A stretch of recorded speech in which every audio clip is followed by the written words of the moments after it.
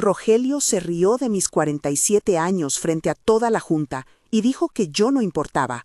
Lo que no sabía es que el cliente ya había enviado un mensaje claro: o firma ella o no firmamos. Dije esas palabras en voz baja, casi para mí, porque sonaron como un puñetazo en la sala, un sonido seco que rebotó en los cristales y quedó flotando sobre la mesa larga, entre carpetas y vasos de agua. Rogelio sonrió con esa calma calculada que siempre precede a una humillación. Inclinó la cabeza, apoyó los codos en la mesa y con la voz de quien cree tener la verdad absoluta, dejó caer: Tú no importas aquí. Ya no estás para esto, María. Necesitamos sangre joven. Fue puntilloso, deliberado. No fue un desliz, fue una declaración. Recuerdo la luz de la sala de juntas aquella mañana, una franja blanca que entraba por los ventanales, que hacía brillar la chapa metálica del logotipo en la pared y que proyectaba, por un instante, mi reflejo de 47 años sobre el vidrio polido. Sentí el frío del respaldo de la silla contra mi espalda, el zumbido continuo del aire acondicionado como una isla de silencio alrededor de la conversación. 30 pares de ojos me miraban, algunos con lástima, otros con esa curiosidad que más bien es caza. Yo me aferré a la carpeta que tenía delante, a la esquina del contrato que yo había preparado durante meses para Monterra, el cliente que, si firmaba, significaba el proyecto más importante en la historia reciente de la empresa. Sentí la tinta seca del bolígrafo que tenía en la mano. Fue mi ancla. Trabajo en la empresa desde hace casi 2 décadas. No soy una novata a la que se puede desestimar con una frase ingeniosa. Soy analista jurídica. He pasado noches enteras desgranando cláusulas. He cruzado términos con el equipo comercial cuando había que proteger el interés del cliente y el de la compañía. A los 47 años llevo conmigo una colección de desacuerdos ganados, de enseñanzas duras y de pequeños triunfos que jamás aparecieron en una página de resultados. Eso me hacía visible para algunos e incómoda para otros. Rogelio, director general desde hacía poco más de un año, veía mi experiencia como una estatua de mármol que, si se mantenía intacta, lo opacaría. Su estrategia fue la sutileza. Primero restar valor en reuniones, luego aislar, después desacreditar. El proyecto Monterra llegó a mis manos como una apuesta casi improbable, un cliente exigente, deadlines que olían a locura y un contrato que necesitaba una precisión quirúrgica. Era el tipo de trabajo que a mí me activaba. Procedimiento, coma, cláusula, contracláusula, hasta que todo encajara. Lo preparé con el equipo, revisé antecedente por antecedente y dejé una cláusula especial que yo llamaba, en broma entre colegas, la cláusula sellada. No era teatralidad, era protección. La cláusula tenía un mecanismo de firma digital y un registro de trazabilidad que, si fuera necesario, demostraba autoría y momento de creación. La guardé en el servidor de respaldo y dejé constancia con las personas involucradas. Nadie más debía tocar esa versión. La tensión con Rogelio se fue enredando en pequeñas humillaciones públicas. No era solo que me interrumpiera, era el tono, la reducción de mis aportes a anécdotas personales, el chiste que dejaba en el aire para que los otros rieran. Ante la junta ejecutiva, en una sesión que debía ser formal y corta, él aprovechó y dijo: «Ella tiene experiencia, sí, pero quizás no entiende lo que busca un cliente moderno. Un cliente moderno quiere una cara joven», añadió, como si yo fuera un mueble viejo. Hubo risas contenidas. Esa frase debía doler. Dolió. Lo que siguió ocurrió con la rapidez desesperante de quienes ejecutan una maniobra planificada. Un día, al abrir mi bandeja de entrada, encontré un correo que no había enviado, una versión muy concreta del contrato con Monterra, pero con una modificación central que abría una brecha legal importante. La redacción cambiaba sutilmente una responsabilidad que, según el cliente, debía ser innegociable. Fue un cuchillo porque la versión que yo había dejado en el servidor mantenía una protección clara. La versión que circulaba, no. Al principio pensé en un error. El mundo corporativo está lleno de versiones, de final, de copia 3, pero los indicios empezaron a acumularse. Archivos que faltaban en mi carpeta, documentos movidos del lugar, accesos que nunca habría autorizado en horas donde yo no trabajaba. Pequeños detalles que puestos uno junto al otro formaban un patrón. Empecé a recibir comentarios en los pasillos. ¿No te parece raro que eso no salga de tu equipo? Y quizás deberías hablar menos en las reuniones públicas. Había una campaña silenciosa de desacreditación. plantillas insinuantes, susurros de incompetencia, la inevitable recomendación de ponerme en un plan de mejora. Cuando recibí la carta de Recursos Humanos anunciándome un plan de mejora, en el pasillo lo decían sin pudor: hay que refrescar el equipo, con gente más joven. No fue una sorpresa, sino un paso lógico dentro del guión que alguien había escrito para aislarme. La carta era formal en el lenguaje, fría en el cuerpo: objetivos, plazos, revisión trimestral. Pero tenía la intención transparente de condicionarme justo cuando Monterra exigía una respuesta. Alguien quería que yo llegara al día decisivo con una sombra de duda sobre mi capacidad. Y no era casual que, al mismo tiempo, se hablara de reemplazos por si acaso, como quien deja la puerta abierta para un sustituto oportuno. No puedo describir aquí todos los silencios que me acompañaron esos días, pero sí puedo decir cómo se siente el aislamiento: un ruido bajo que parece inofensivo y que con el tiempo te encoge. Mis colegas, algunos por miedo, otros por conveniencia, empezaron a distanciarse. Javier y Sofía, que antes compartían horas de café conmigo, ahora evitaban mi mirada en el pasillo. Patricia, de Recursos Humanos, hizo lo que tenía que hacer: entregarme la carta con protocolos y palabras neutras. Lupita, la secretaria de don Esteban, me dejó una nota discreta con un número y un mensaje: si necesitas hablar, pásate por mi despacho. Eran hilos que me sostenían.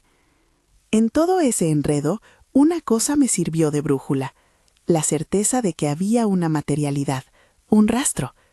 No son mitos, los documentos no se desvanecen por arte de magia. Si alguien había alterado versiones, había dejado huellas. La cuestión era encontrarlas y preservarlas sin exponerse a un acto que pudiera parecer ilegal. No iba a jugar a la audacia. Lo que necesitaba era pruebas limpias, que resistieran cualquier escrutinio. Fue entonces cuando pensé en Mauricio. Lo conocía desde hace años.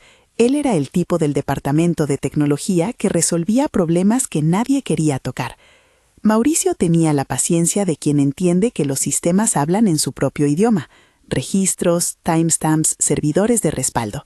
Le expliqué lo esencial sin señalar con nombre: versiones desaparecidas, correos que no había enviado, accesos en horarios extraños. Su cara se tensó y me dijo lo que necesitaba escuchar: podemos revisar los logs de acceso y el servidor de respaldo. Si alguien accedió con privilegios administrativos, eso quedará registrado. Sus palabras no fueron una promesa de justicia inmediata, fueron la posibilidad de transformar sospecha en evidencia. No voy a entrar en tecnicismos, no necesito explicar comandos ni rutas. Lo que sí puedo contar es cómo se construyó la evidencia en términos humanos. Mauricio revisó los respaldos y encontró una cadena de versiones. Hizo algo esencial: preservó los archivos tal como estaban, creó copias selladas en un servidor externo y generó un reporte de accesos que marcaba qué cuentas habían tocado cuáles archivos y en qué momentos. En ese reporte aparecieron timestamps que claramente no correspondían con mi jornada, y hubo referencias a accesos administrativos que solo unos cuantos contaban con privilegios para ejecutar. Eso no prueba intención por sí solo, pero muestra que alguien, desde credenciales privilegiadas, había intervenido. Además, en la carpeta de borradores, entre versiones y comentarios, apareció la versión original del contrato con la cláusula sellada. La cláusula no era una frase bonita, incluía una firma digital y un registro de trazabilidad que demostraba fecha, hora y autoría. Mauricio aseguró esa versión y nos dio una copia con la marca del servidor externo, un sello que, en lenguaje corriente, servía para decir: este documento existía en esta forma en este momento y nadie lo modificó sin dejar huella. Era una pequeña fortaleza contra la manipulación. Mientras Mauricio armaba el paquete técnico, yo trabajaba en la parte que sabía hacerle hilvanar la narrativa legal. Preparé una cronología con fechas y versiones. Anoté los correos sospechosos y busqué testigos: Lupita, que había visto pasar un disco externo por el despacho de Rogelio; Patricia, que recordaba un intercambio de correos entre departamentos en momentos críticos; y un par de personas del equipo operativo que habían notado comportamientos extraños en el sistema. No eran héroes, pero eran testigos, y eso, en conjunto con los logs, suma credibilidad. En paralelo, decidí hacer algo que me costó: llamar al cliente. No había muchas opciones. Alejandro Monterra no iba a tolerar una disputa interminable sobre quién tenía la razón en algo tan crucial como la responsabilidad contractual. Hablé con Alejandro con la sensación de quien camina sobre una cuerda. Le expliqué con franqueza que había detectado una discrepancia entre las versiones del contrato y que estábamos auditando los sistemas. No fui dramática, fui precisa. Le dije que no le pediría tomar una decisión si no tenía todas las piezas. Su respuesta fue tajante y honesta. Si hay una duda grave en el contrato, no puedo firmar. Necesito la versión original que nos ofrecieron. Nada sentimental, solo negocios. Su tono puso en evidencia la urgencia.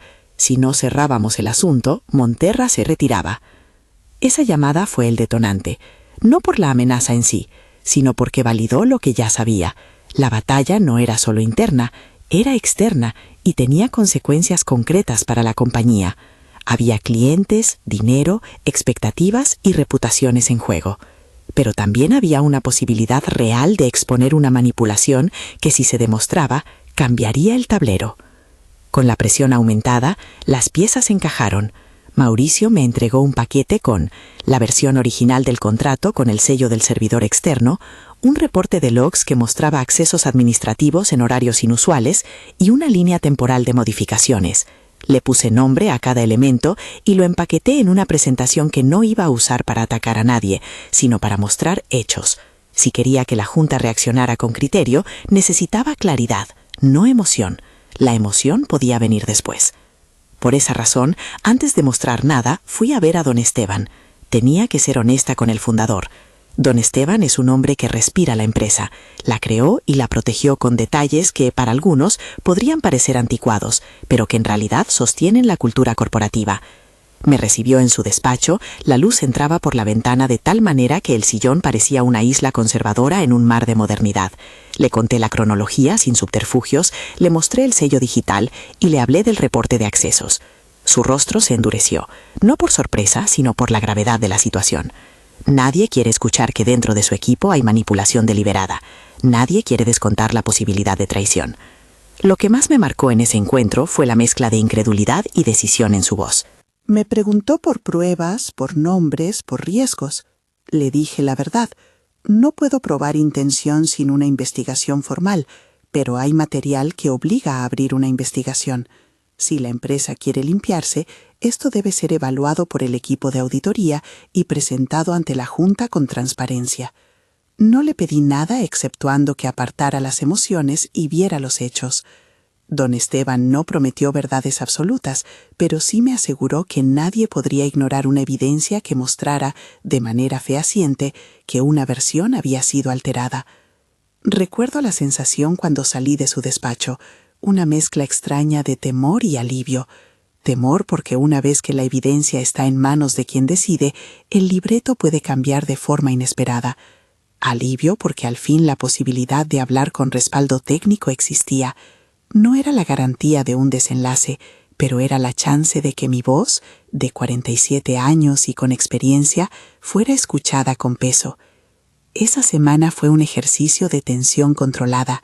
Preparé, revisé y volví a preparar. Hice copias de todo, imprimí la versión sellada. La primera vez en público que la vi en papel fue como mirar un objeto que me pertenecía por derecho. Y la guardé en una carpeta de cuero que siempre usé para estos momentos. La toqué varias veces, como quien toca algo que le demuestra que la realidad aún existe. En lo profundo, mi decisión fue simple. No iba a permitir que me callaran con gestos y planes y cartas. Mi carrera y mi dignidad no estaban en juego por capricho. Había hechos que podían explicarlo todo. En la madrugada, después de revisar por 100ª vez la cronología, recibí un mensaje de Mauricio. La auditoría técnica estaba lista para presentarse, pero él recomendaba no subirlo a la intranet hasta que estuviera en manos de quien correspondía. «Esto no es una llamada a la guerra», me escribió. «Es evidencia». Lo leí con cuidado y respondí: «Gracias. Mañana lo presento a don Esteban, y si él da luz verde, lo llevamos a la Junta». Tenía la sensación de estar ante un momento definitorio.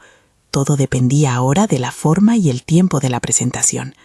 Fue en esas horas, cuando la ciudad dormía y las luces del edificio brillaban como pequeños ojos desde el exterior, que me senté a escribir lo que nunca pensé que tendría que escribir, una nota para mí misma. No era un testamento ni un discurso, era una afirmación íntima. No vas a dejar que te definan. no vas a aceptar que una versión adulterada borre tu nombre. Tienes 47 años de experiencia y esa experiencia es una forma de autoridad. Lo firmé con mi nombre completo, como un ritual de responsabilidad personal. A la mañana siguiente, la rutina se descompuso. Sabía que la llamada de Alejandro podía llegar en cualquier momento, que don Esteban iba a querer ver todo, que Rogelio, que parecía tan seguro, podría empezar a moverse de maneras inesperadas. Preparé la presentación como si fuera una pieza procesional. Claro, sobrio, con hechos y copias de respaldo. Quería que la sala tuviera solo lo estrictamente necesario para comprender que algo grave había ocurrido. Y entonces sucedió. El teléfono de mi mesa sonó con un timbre que ahora, en mi memoria, retumba como si marcara un antes y un después. Era la secretaria de don Esteban con voz mesurada. La junta se reúne en 20 minutos. Don Esteban quiere que pongas a disposición el expediente. Mis manos se tornaron ágiles. Respiré, tomé la carpeta de cuero con la versión sellada y caminé hacia la sala de juntas. Cuando entré, el ambiente estaba cargado. Había una tensión palpable, como si los muros anticiparan un choque. Rogelio ya estaba allí, impecable, con esa sonrisa que pretendía ser inocua. Don Esteban también. Su postura era de quien venía a supervisar una operación crítica. Alejandro Monterra no estaba, pero su llamada de la semana pasada pesaba en el aire como una espada pendiente. Colocaron mi carpeta frente a mí como quien dispone un objeto sagrado. Noté que la mesa tenía marcas leves, pequeños arañazos que solo percibías si te acercabas. Eran señales de reuniones pasadas, de decisiones que dejaron cicatriz. Rogelio no tardó en iniciar. Hizo un repaso técnico de la versión recientemente circulada, con palabras medidas y esa habilidad suya para convertir acusación en análisis. Sus frases iban directas al punto. La versión que circuló, dijo, respondía a requerimientos comerciales, y no había sido él quien la emitió públicamente, pero sugirió, con la elegancia de quien abusa del poder, que tal vez hubo negligencia en la protección de documentos. En su tono había una insinuación que buscaba sembrar sospecha, que yo, la analista con 47 años, había fallado en asegurar la versión final. Entonces pronunció la frase que empezó todo, la gota que rompió el vaso. No fue una acusación formal, fue la intención de humillar envuelta en sentencia. «Tú no importas aquí», dijo. El silencio que siguió fue más denso que cualquier comentario técnico. Lo dijo con la claridad de quien pretende cerrar una posibilidad. «No importas». La frase no solo fue una bofetada profesional, fue un intento de borrar décadas de trabajo con 50 palabras. Sentí que todo el aire hacía presión en mi pecho, pero algo dentro de mí permaneció frío. La carpeta a mi frente contenía pruebas. No era suficiente para recuperar todo en ese instante, pero era el primer paso para dejar claro que la percepción y la realidad no siempre coinciden. Mi voz, cuando respondí, tuvo la serenidad de alguien que ya había decidido no caer en provocaciones. No dije, tienes razón, ni me plegué a su juego. Dije simplemente que la versión con la cláusula sellada existía y que la evidencia técnica la respaldaba. La reunión siguió con interrogantes, con voces que pedían explicaciones y con miradas cruzadas. Algunos defendían que merecía tiempo la investigación. Otros se mostraban reticentes, como si apartarse fuera más fácil que mirar de frente. En algún punto la reunión terminó sin una resolución definitiva, pero con la advertencia de que la situación se investigaría. Salí de esa sala con más preguntas que certezas, pero con una idea clara. Para que la próxima vez nadie pudiera reírse de mis 47 años, tendría que mostrar la evidencia de una manera que no invitara a la duda. En las horas que siguieron, el nivel de vigilancia aumentó. No fueron amenazas directas, no es así como opera la gente que manipula. Fueron microacciones, correos que pedían aclaraciones en lenguaje institucional, un acceso extra al servidor que Mauricio señaló en un reporte y una invitación casual a un almuerzo con un compañero cuyo silencio había sido impecable hasta ese momento. Pero hubo también apoyos discretos, un mensaje de Lupita que decía «te creo» y una nota de Patricia que ofrecía testificar si hacía falta. Son pequeños gestos que, en su suma, sostienen. Al final del día, antes de volver a mi casa, repasé la cronología una vez más. Revisé las copias impresas que había dejado con don Esteban y confirmé que Mauricio había guardado el paquete de evidencias en un servidor externo seguro. El término «seguro» no es una garantía absoluta, pero es la mejor forma de decir que alguien había tomado la precaución de proteger lo esencial. Por primera vez sentí que mi trabajo y mi historia podrían sostenerse ante la mirada pública, si era necesario. Y mientras cerraba mi abrigo en la noche, pensé en lo que ese episodio representaba para mí y para muchas mujeres en corporaciones donde la experiencia puede ser percibida como una amenaza. A los 47 años uno ha acumulado saber, y también cicatrices. Ese día, mientras caminaba hacia el metro con la carpeta en la mano, la ciudad me pareció un poco menos indiferente. Había algo que me empujaba a no dejar la historia en manos del rumor, un sentido de responsabilidad hacia las que vienen detrás, hacia quienes podrían enfrentar la misma silenciosa estrategia de desacreditación. Si este relato te resuena, si en tu trabajo alguna vez te han hecho sentir invisible por la edad o por la experiencia, comparte tu historia en los comentarios, no para alimentar rencores, sino para que sepamos que no somos casos aislados. Hoy me detuve en la puerta de casa y miré la carpeta una vez más. Estaba lista, empuñada como una prueba y como una promesa. No dejaría que una frase, por hiriente que fuera, borrara el valor de años de trabajo. No puedo decir aún lo que pasará en la junta donde presentaré todas las evidencias. Lo que sí sé es que tengo algo que ellos no esperaban. Registros limpios, un sello que demuestra autoría y la posibilidad de dar vuelta a un relato que me ponía como culpable. Mañana será el día de decidir si la compañía se inclina por la transparencia o por el silencio cómplice. Caminé a casa pensando en las miradas de esa mañana, en el brillo del vidrio, en la textura del sello que sostenía en mis manos. Había una tensión en el aire, una sensación parecida a la de quien se prepara para entrar en escena. Me acosté con la carpeta en la mesa de la cocina, como quien deja una espada junto a la puerta. Cerré los ojos sabiendo que al despertar tendría que enfrentar la sala otra vez, pero sabiendo también que no estaría sola.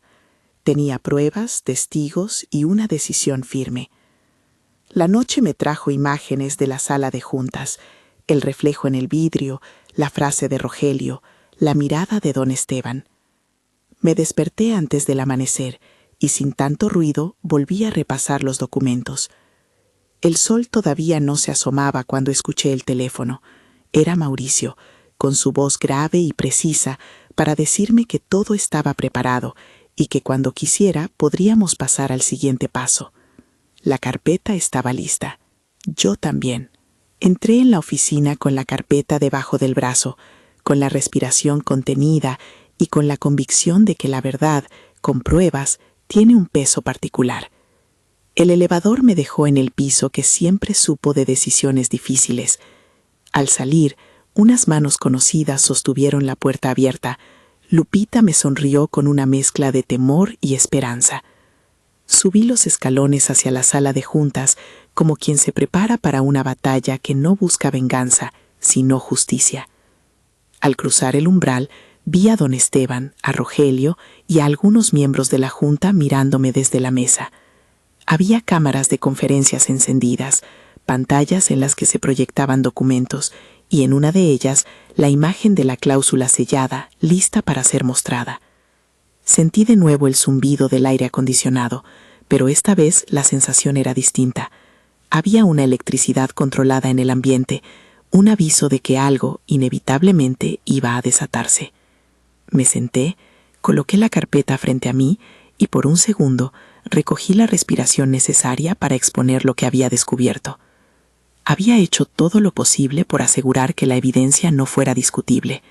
Lo que vendría, lo sabíamos tanto Mauricio como yo, dependería de la lectura que se hiciera de esos hechos. Rogelio no parecía nervioso. Por el contrario, su semblante conservaba esa serenidad de quien cree tener el tablero bajo control. Pero la carpeta sobre la mesa pesaba más que su sonrisa. Dentro estaban los cables que conectaban la sospecha con la prueba, la cláusula sellada, las copias del contrato, los reportes de acceso y la cronología. Mientras los demás consultaban sus notas, yo sentí que mi voz volvía con claridad. No se trataba de demostrar cuánto me dolió lo que dijo Rogelio. Se trataba de mostrar que alguien había intentado alterar la realidad en beneficio propio, y que eso, si quedaba sin respuesta, podía costarle a la empresa mucho más que una discusión de oficina. Preparé mi presentación. Empezaría por la versión original, luego por la versión adulterada y finalmente por el registro técnico que mostraba los accesos. Cuando se abriera la carpeta y la cláusula sellada se viera en la pantalla, quería que nadie pudiera decir que todo era especulación. Fue entonces, en ese instante previo al primer slide, cuando la sala respiró un cambio. Jazmín, una de las directivas menos visibles pero de criterio afilado, levantó la mano y preguntó algo que, en ese momento, sonó como una brisa fría. ¿Qué pruebas iremos a presentar y bajo qué protocolo? La pregunta fue certera. Buscaba formalizar el proceso para que no quedara al libre albedrío de interpretaciones. La respuesta a esa pregunta definiría si la reunión se convertía en un tribunal irregular o en una oportunidad para limpiar el aire con profesionalismo. Miré a don Esteban. Sus ojos se cruzaron con los míos. Su asentimiento fue apenas un gesto, pero suficiente.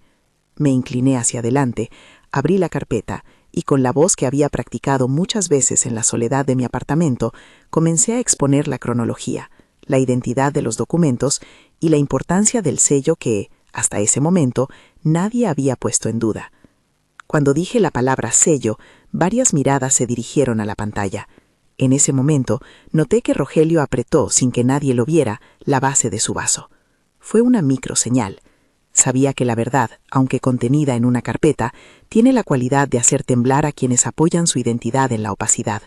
La reunión se tensó, las palabras se volvieron más medidas, los silencios más pesados. Todo estaba listo para el punto decisivo. Abrí la carpeta a la página donde estaba la cláusula sellada y vi la marca del servidor externo, la cifra que demostraba la fecha y la hora. Pensé en cómo a veces un número es más convincente que 1000 justificaciones. Mientras preparaba mi explicación técnica en términos simples, escuché a alguien al otro lado de la mesa despegar su respiración. La puerta de la sala permanecía cerrada, pero en el pasillo se notaba movimiento. Gente que sabía que algo importante iba a suceder y que por primera vez podría verse obligada a elegir su postura. La tensión se volvió casi tangible. Había llegado el momento de mostrar que, a los 47 años, no solo llevaba historias, sino también pruebas. Coloqué la hoja frente a mí y alargué la mano para comenzar la presentación. Fue en ese instante cuando la pantalla del proyector titiló y la luz del salón pareció agudizarse. Sentí la mirada de todos, la quietud antes de la tormenta. Y entonces, de repente, la puerta se abrió y alguien entró con un sobre que cambió la dinámica del aire en la sala. La puerta se cerró detrás del mensajero, antes de que pudiera reaccionar. El sobre que dejó sobre la mesa no tenía estampilla ni firma elegante. Era una hoja simple doblada con cuidado. Lo tomé con las manos que todavía temblaban ligeramente. Sentí el borde del papel y por un instante pensé que todo podría torcerse o resolverse en una sola página. Al abrirlo, la sala pareció estrecharse. Dentro había una carta manuscrita de Alejandro Monterra, breve y precisa, y una línea que en ese momento sonó casi como un mandato y después como un salvavidas. María Isabel, si la evidencia confirma la versión original, solicito que usted sea la firmante autorizada. Mi empresa no firmará con incertidumbres. Firmaba con su nombre y un número de contacto directo. La frase me atravesó con una mezcla de alivio y responsabilidad. No era una decisión inocua. Pedir que yo firmara ponía en mis manos algo que no había sido tradicionalmente parte de mi rol como analista, pero también era un reconocimiento claro y público de que mi trabajo tenía peso. Sentí la sangre subir por el cuello. En ese mismo instante comprendí que Alejandro no solo exigía claridad, estaba nombrando a alguien que había demostrado integridad. Era una manera de forzar la elección entre transparencia o complicidad. Rogelio enarcó una ceja, como si la carta fuera una molestia menor, una nota inconveniente que podía ser ignorada. Lo vi con la claridad de quien repasa una partitura y detecta una nota fuera de tono. Algunos miembros de la Junta se miraron entre sí, midiendo consecuencias. Don Esteban sujetó la carta con gesto firme y la dejó sobre la mesa. Su mirada, cuando se cruzó con la mía, no buscó consuelo, sino certeza. ¿Este es el paquete que vas a presentar?, preguntó sin necesidad de palabras amables. Respondí con la carpeta cerrada frente a mí. Sí, todo está aquí.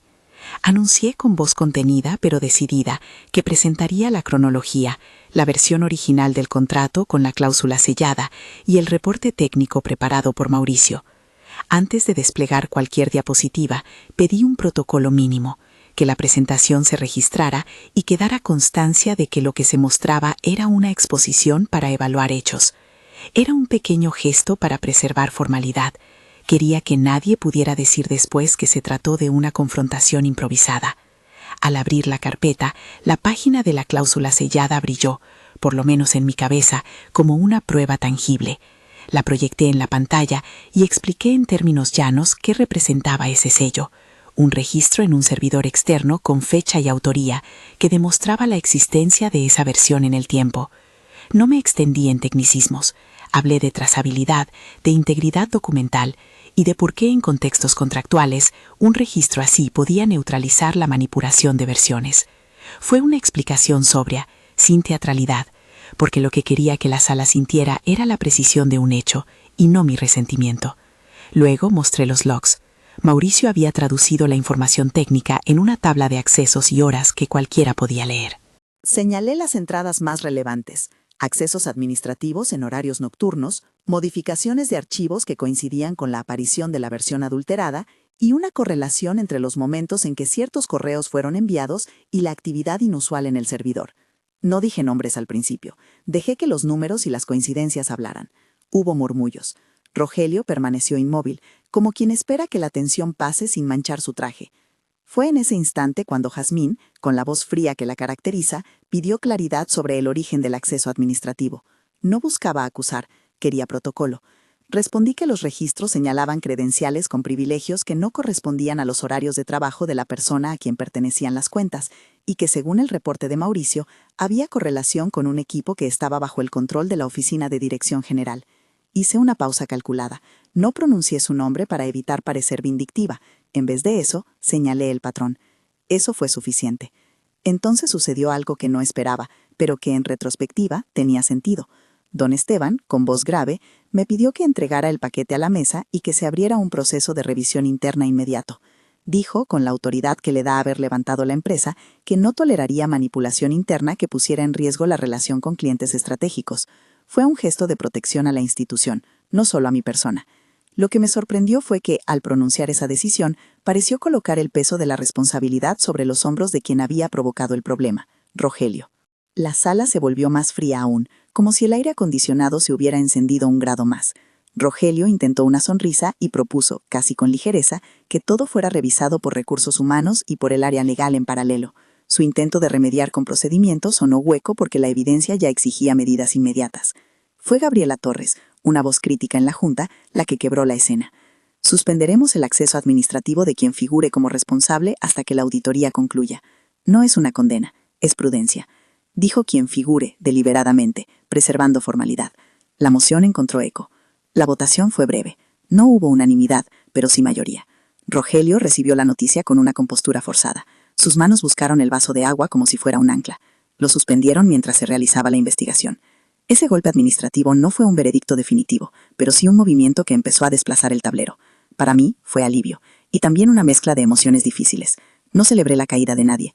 Reconocí, sin embargo, que la medida ayudaba a proteger la integridad de procesos que hasta ese momento habían quedado vulnerables.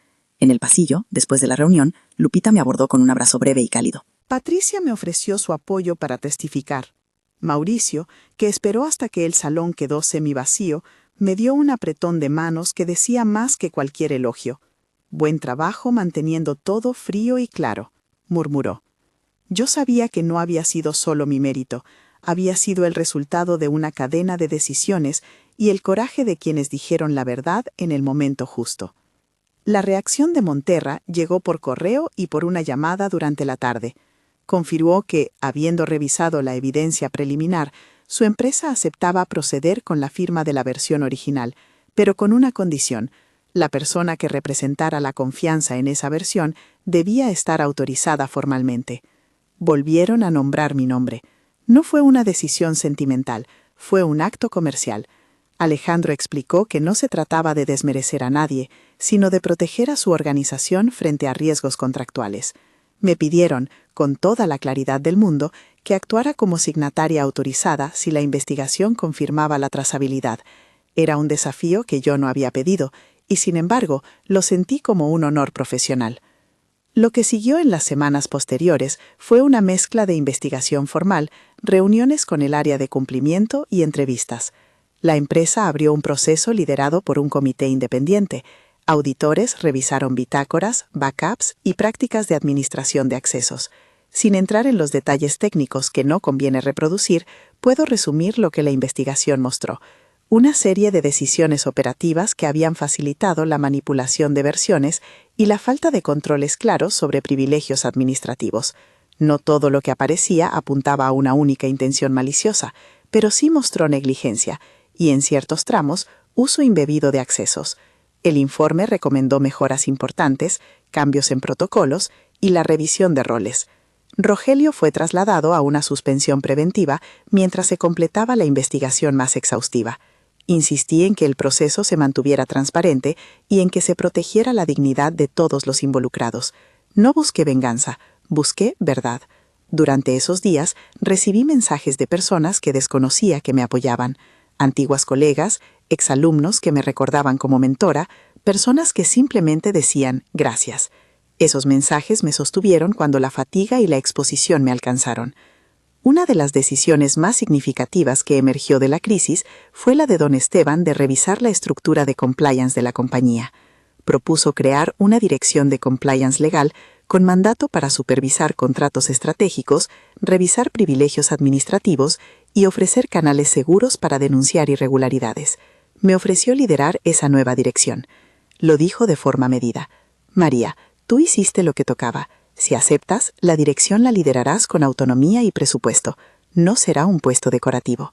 Sentí que mis 47 años se transformaban, no en un estorbo, sino en el elemento que daba peso a una autoridad basada en experiencia y en principios.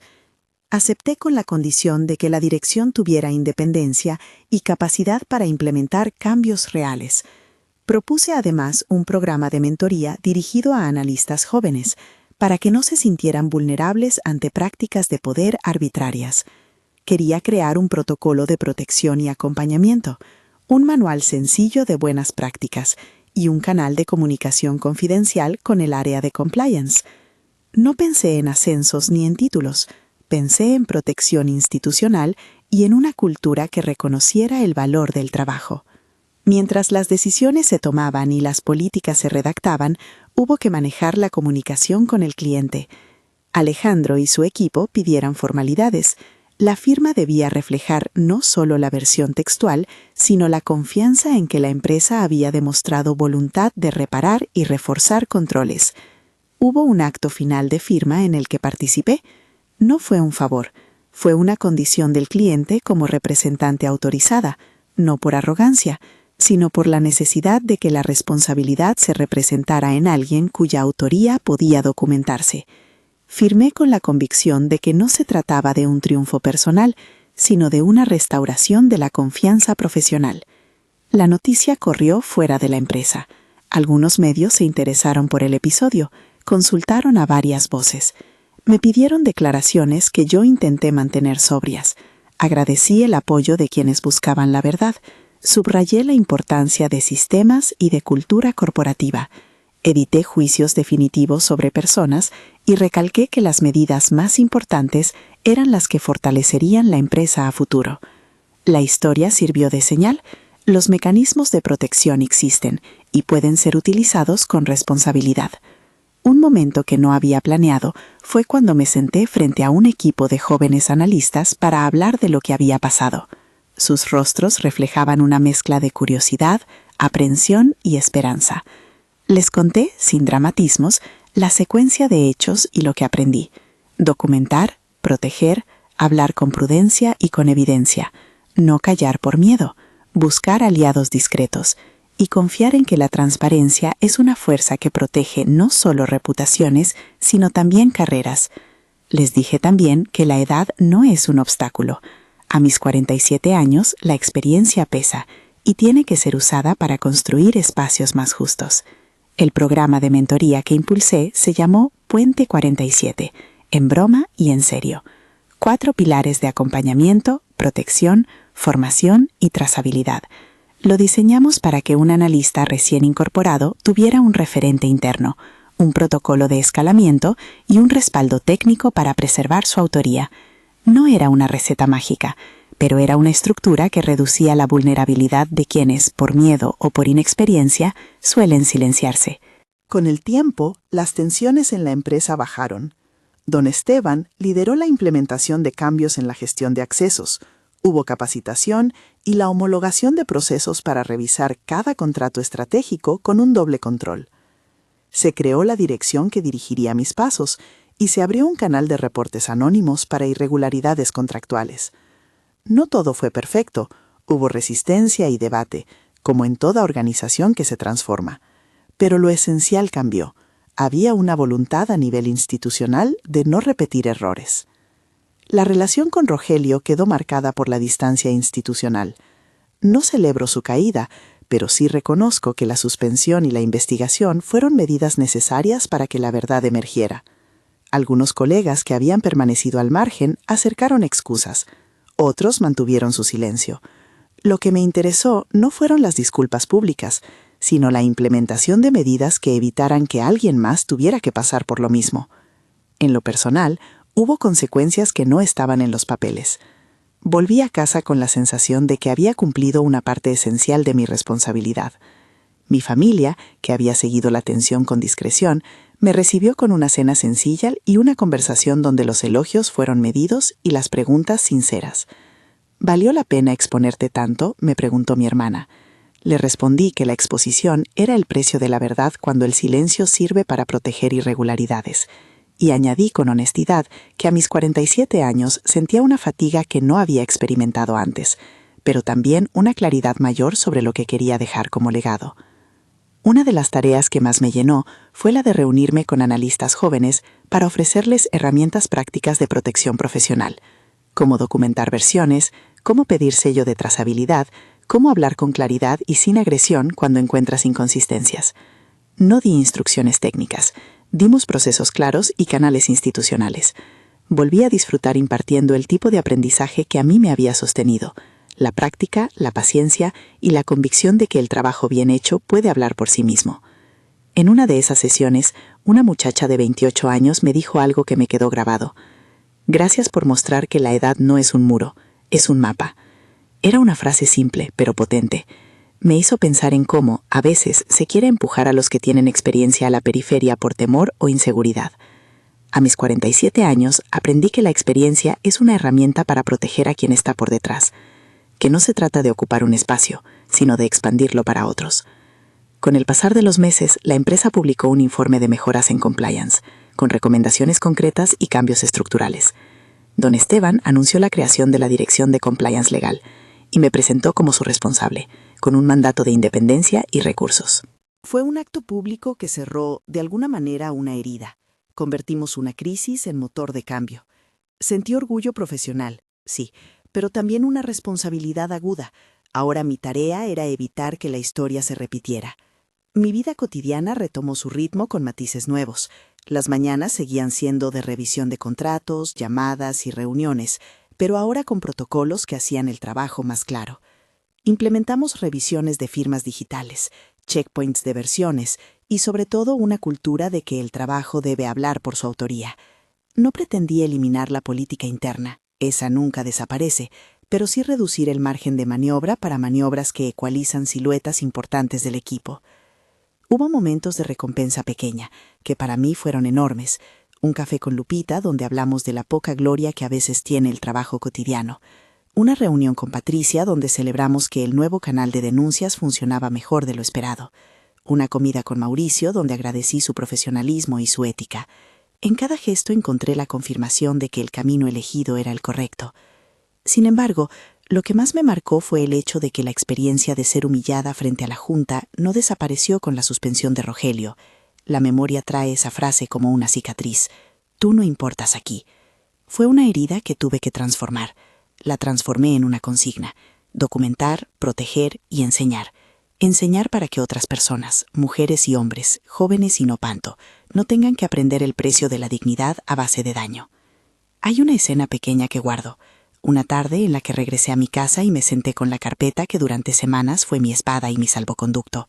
La abrí y miré la cláusula sellada. La tocaba con respeto, no por el papel en sí, sino por lo que representaba, la posibilidad de que un documento y la evidencia correcta puedan sostener la verdad. Pensé en la vida que uno construye con años, y en cómo esos años ayudan a leer el mundo con menos ilusiones y más sensibilidad. Algunas personas me preguntan si la experiencia me hizo cínica. No, me hizo más exigente con la integridad. A los 47 años entendí que la integridad se construye día a día y se defiende con hechos, no con heroísmos, con método y convicción. No siempre se gana, no siempre la justicia es inmediata, pero existe la posibilidad de que con pruebas y voluntad institucional se restablezcan las condiciones para que el trabajo de las personas deje de ser moneda de cambio en juegos de poder. La dirección que ahora lidero ha creado, entre otras cosas, un protocolo de cláusula sellada como práctica recomendada para contratos estratégicos y un curso básico sobre trazabilidad documental que ya hemos impartido a más de 100 personas en la compañía. No es una panacea, pero sí una barrera que reduce la discrecionalidad peligrosa. También instauramos una línea de mentoría para analistas que reciben un respaldo formal en sus primeras experiencias con contratos complejos. La idea es que nadie quede solo ante un acto de agresión institucional. En lo personal, puse en mi agenda una regla que antes no tenía: aprender a desconectar y recuperar. La exposición de los primeros meses me cobró energía. Empecé a dar paseos largos, a cocinar más y a ver a mis amigos con la intensidad de quien valora las relaciones que sostienen la vida fuera del escritorio. A mis 47 años, aprendí a cuidar mi tiempo como parte de mi carrera. La resiliencia no es una virtud que se asume sola, se trabaja. A veces, en las reuniones del equipo, cuento la anécdota de la carpeta en la mesa, de la puerta que se abrió con un sobre y de la carta de Alejandro que me pidió ser la signataria. Lo hago no para presumir, sino para recordar que hay momentos en los que la ética y la documentación pueden cambiar un resultado. Y digo también que la acción que más protege es la que se ejerce dentro de la institucionalidad: abrir un proceso, pedir registro, documentar la evidencia y, si es necesario, pedir medidas cautelares para preservar la investigación. No es un manual implacable, es una serie de hábitos que reducen la arbitrariedad. Hoy, cuando paso por la sala de juntas y veo la mesa larga, ya no siento el mismo nudo en la garganta.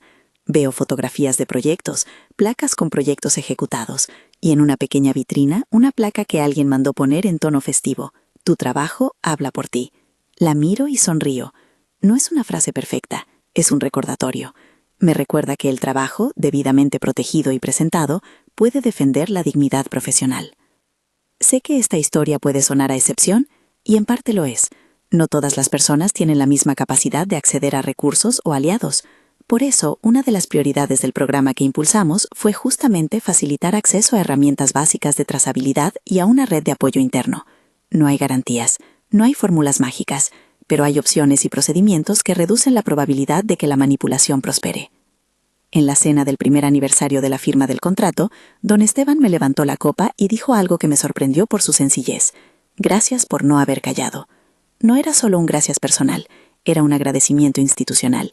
Sentí que por primera vez en mucho tiempo, mi experiencia de 47 años se veía no como un defecto, sino como una contribución. No busqué ese reconocimiento, simplemente hice lo que debo cuando algo viola la ética profesional: proteger la verdad. A quienes escuchan esto, quiero decir algo con la serenidad que me dieron los años. Documenten, pidan registro y busquen aliados. No para desafiar la jerarquía por deporte, sino para que la verdad tenga soportes y no sea reemplazada por la comodidad. Si sientes que lo que te piden es ilegítimo, háblalo con alguien de confianza. Haz copias, busca respaldo técnico y, cuando sea posible, lleva la evidencia a quien tenga autoridad formal para abrir una investigación. No prometo que siempre funcionará. Prometo que es una forma responsable de actuar. A mis 47 años aprendí también que liderar desde la experiencia implica riesgo y responsabilidad. No siempre tendrás la razón, no siempre la empresa tomará la mejor decisión, pero puedes contribuir a que las decisiones se tomen con información, con honestidad y con procedimientos claros. La dignidad no se negocia. Cierro este relato con una imagen doméstica que me reconcilia. Una tarde de sábado, sol de otoño, la carpeta guardada en la estantería, lápices, una taza de té humeante y un cuaderno donde anoto ideas para el programa de mentoría. Un joven analista vino a buscar consejos y se quedó un rato para escuchar historias de contratos y de compañía. Le dije lo que ahora te digo a ti. Protege tu trabajo, busca sellos donde sea posible, encuentra mentores y confía en que la verdad puede prevalecer cuando se sostiene con pruebas. No es una garantía universal. Es una práctica que salva carreras y dignidades. Si esta historia te ha resonado y conoces a alguien que necesita escuchar que no está sola, comparte este video con esa persona. Y si quieres que sigamos hablando sobre cómo proteger el trabajo en entornos corporativos, suscríbete para que podamos seguir construyendo herramientas y relatos que ayuden a otros a no callar.